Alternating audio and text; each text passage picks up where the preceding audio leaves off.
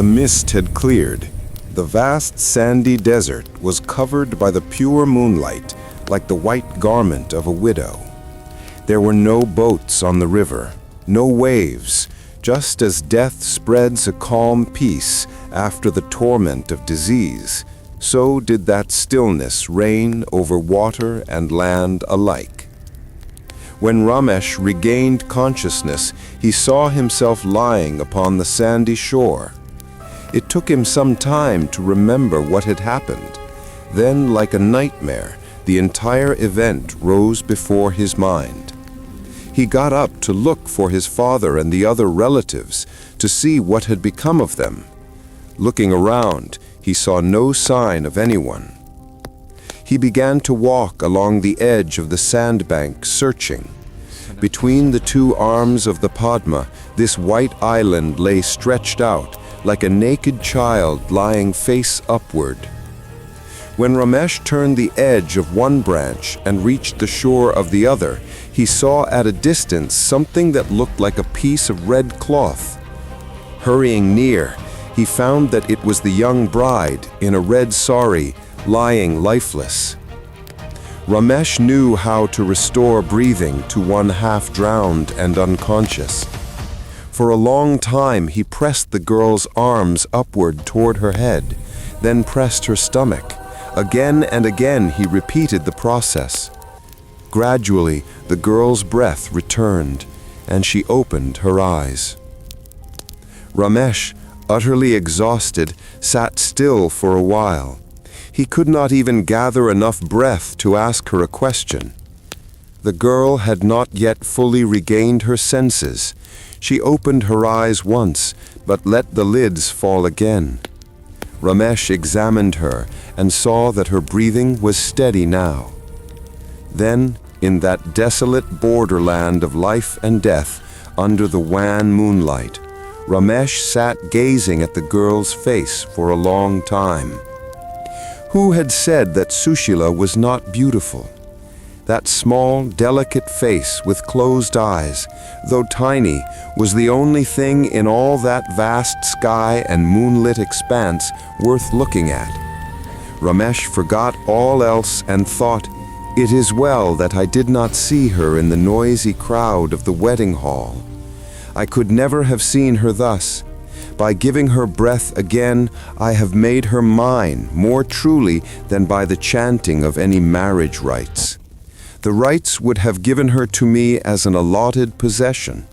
Here I have received her as the gracious gift of a favorable God." When the girl had fully recovered, she arranged her loosened garments and drew the veil over her head. He asked, "Do you know where the others from your boat have gone?" She only shook her head silently. "Can you stay here for a little while?" he asked. "I will go around and look for everyone." She made no reply, but her whole body seemed to shrink and say, "Do not leave me alone here." Ramesh understood. He stood up and looked around. White sand everywhere, not a sign of life. He called out for his people with all his might, again and again, but no answer came. Tired of the vain effort, he turned back and saw the bride trying to stifle her sobs with her hands. Her breast was heaving. Ramesh, without saying any words of comfort, came near and softly stroked her head and back. Then her sobs burst out unchecked. Her cries rose high and broken. Tears streamed down Ramesh's eyes as well. When their weary hearts had wept themselves to silence, the moon had already set.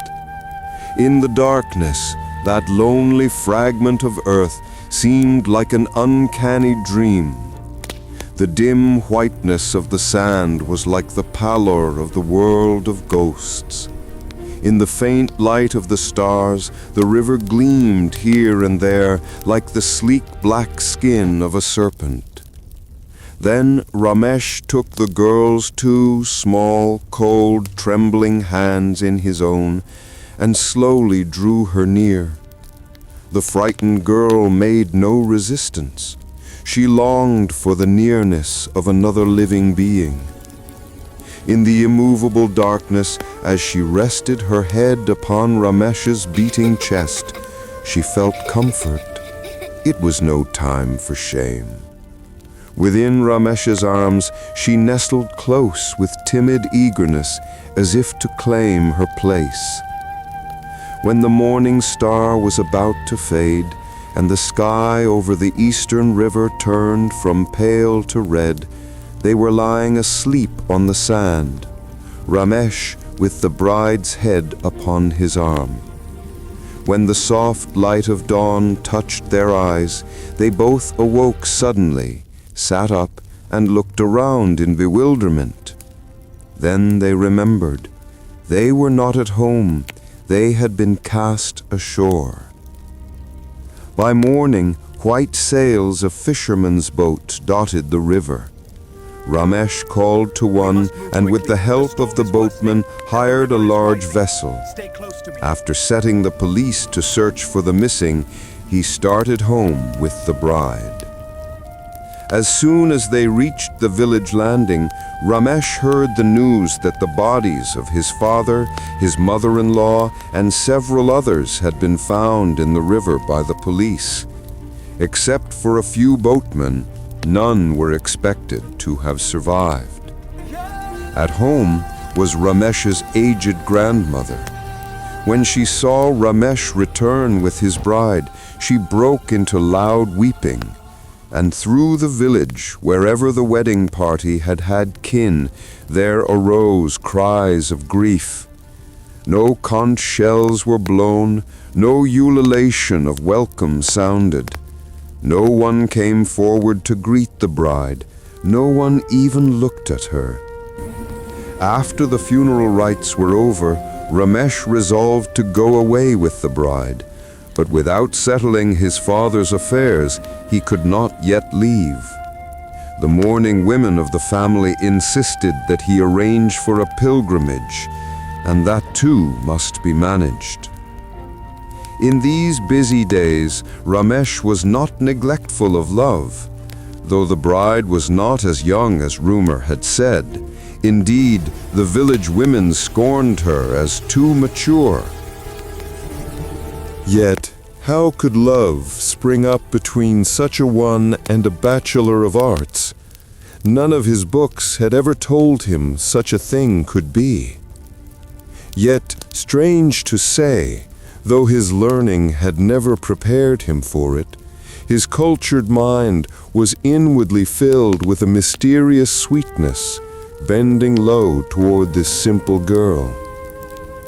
Through his imagination, he had shaped in her the image of his future goddess of the home, at once the young bride, the tender beloved, and the gentle mother of his unborn children.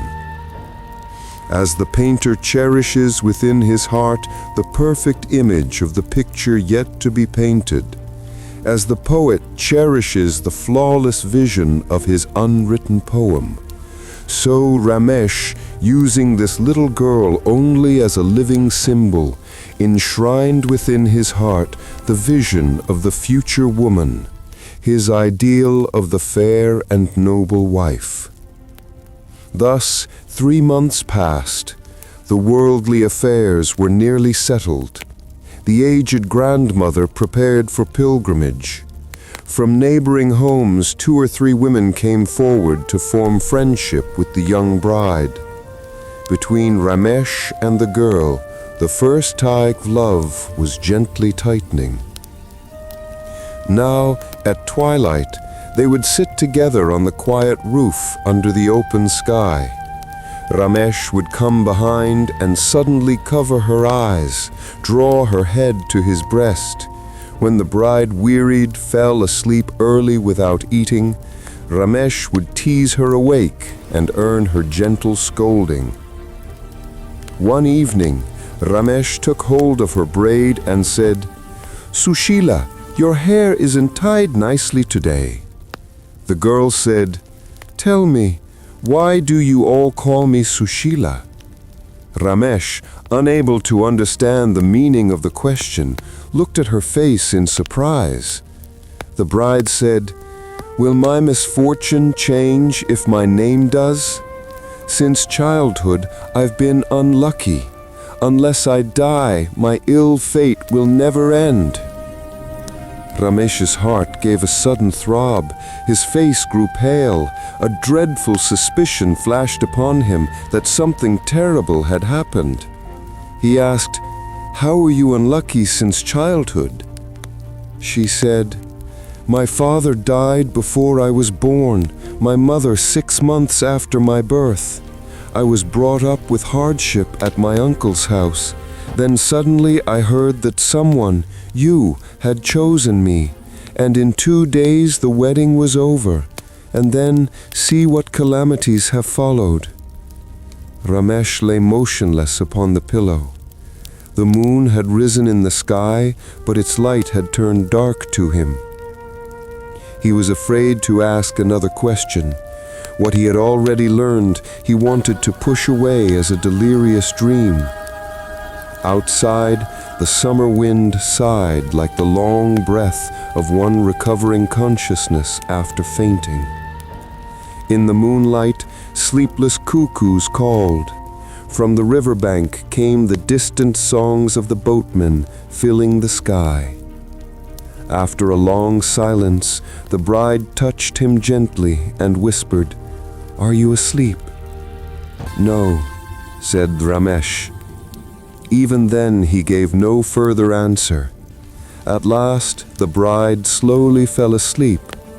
Ramesh sat up, gazing at her sleeping face.